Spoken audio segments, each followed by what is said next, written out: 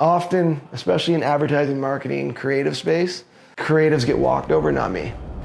Not my team and not Owen. Yeah, we're golden, baby girl, we're golden. Yeah, about to see it shine, 'cause we're golden.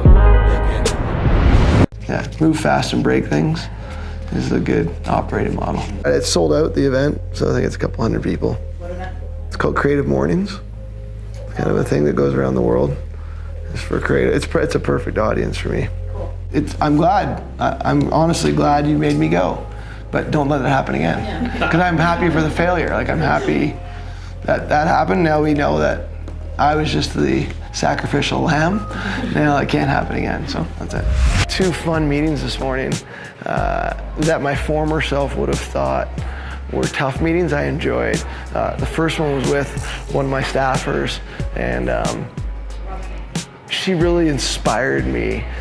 She told me stories about being a single mom and how she had to bust through so much bullshit. I would have never known it because of the positivity she carries and the belief in herself that she carries. Knowing what she went through, she had every right to be a crusty old woman or young woman. She had every right to be negative because of her circumstances, but she chose positivity, and that positivity changed her life. So if you're watching this today and you're, feeling sorry for yourself, I get it, I get the empathy, but after being with her this morning, it just really made me double down on my thoughts, my feelings, and things I share with you, that it doesn't matter what you went through, it's still your choice to get back up. The second meeting was with, I can't say their name, but an organization that carries a big stick in this province. And the gathering is one of our big events that we put on, and thousands of people come from around the world, and I just haven't felt support from them. And I let them know.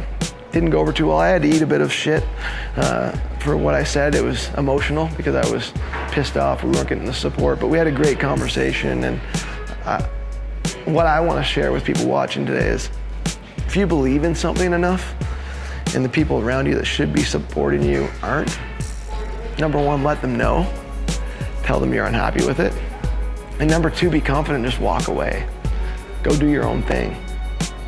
Get that chip squarely on your shoulder, because that chip will be the platform that you stand on to say, I'm going to do it myself. And you don't have to be negative or hold a grudge. You actually let it go. But also stand up and say, why the hell aren't you helping us? It's going to be a good day. It was a good meeting because it was very honest.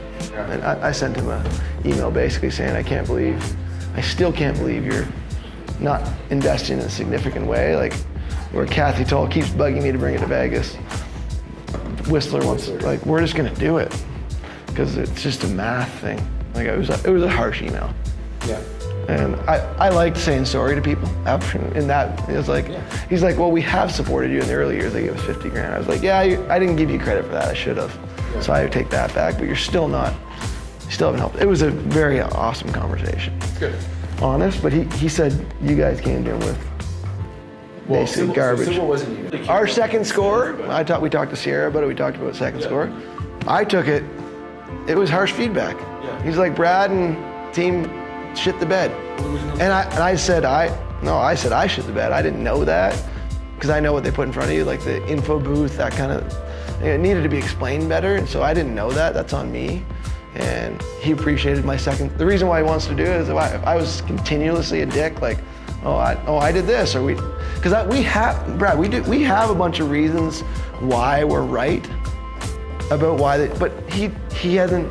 His perception is, where do you think he's the cash cow?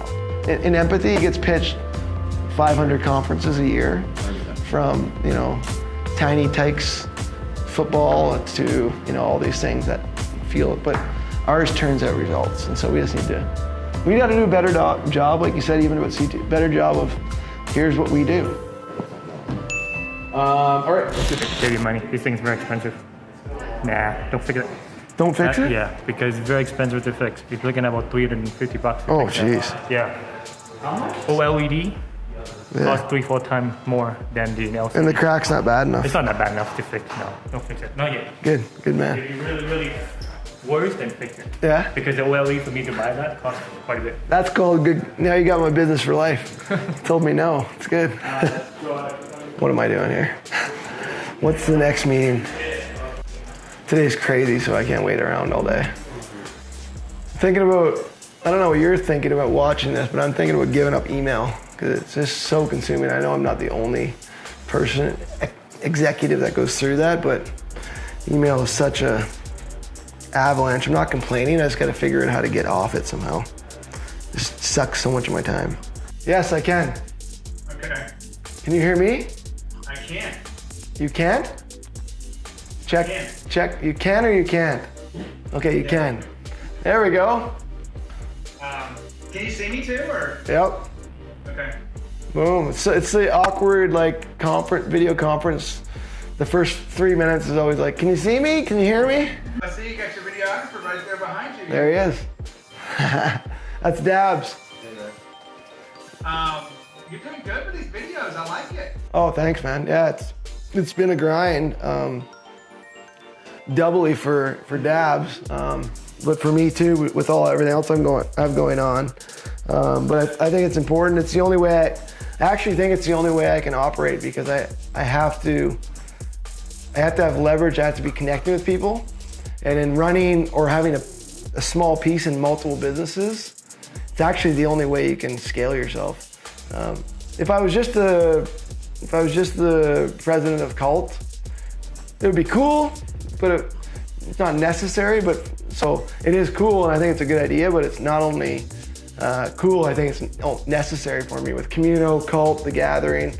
I have another business, and I have other stuff that's going on personally. So that's it. We're about to go into a Series A, $10 million raise, which will give us probably like 18 months. We're going to spend a lot of money through acquisitions and stuff. So probably give us another 18 months to 2 years. I love that.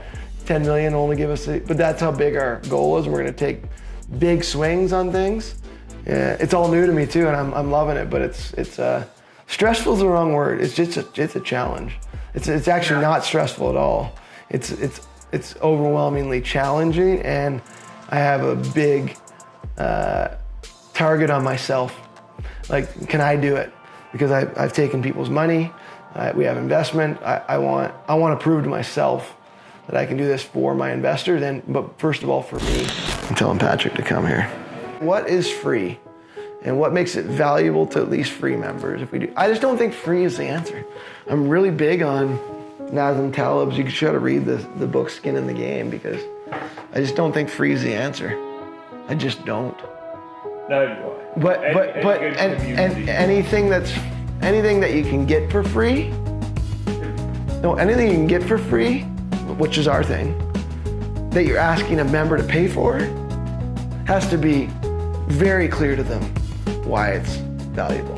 And I think how it's valuable is speed, quality, and magic. I have to run to make a quick call here. But are we gonna do some... Right now. Right. We're on right now? Okay, yeah, I'm on right now. Next meeting. Still lay it out for you. The reason why I was gonna fly there, I was flying on my own dime, was to meet with you and the team, but I wanted to connect with you about that before we came. I don't even think it makes sense to come anymore, and I'll explain why, and then you can respond. But I initially wanted to have the meeting with you and basically primarily talk about how our two teams are working together, but it looks like, because of my fault, we caught wind of it, because you talked. Basically, it sounded like he was going to fire us anyways. Not the greatest way to find out. He basically told us that. I just, if I was going to, I fired clients before, I would fly to you and let you know, because I respect you. Not the greatest respectful way to do it. Money comes and goes, clients come and go, but respect lasts forever. And it attracts money, and it attracts clients. As we debrief on it, I'm going to encourage the team. This isn't going to be a conversation around where did the work fall down. It's going to be a conversation that's based around where did the relationship fall down. Where do we lose respect? Where do we avoid that tough conversation in the moment? That should have been when we jumped all over it. And so we have to own that too, but often, especially in advertising, marketing, creative space, creatives get walked over, not me, and not my team, and not Owen.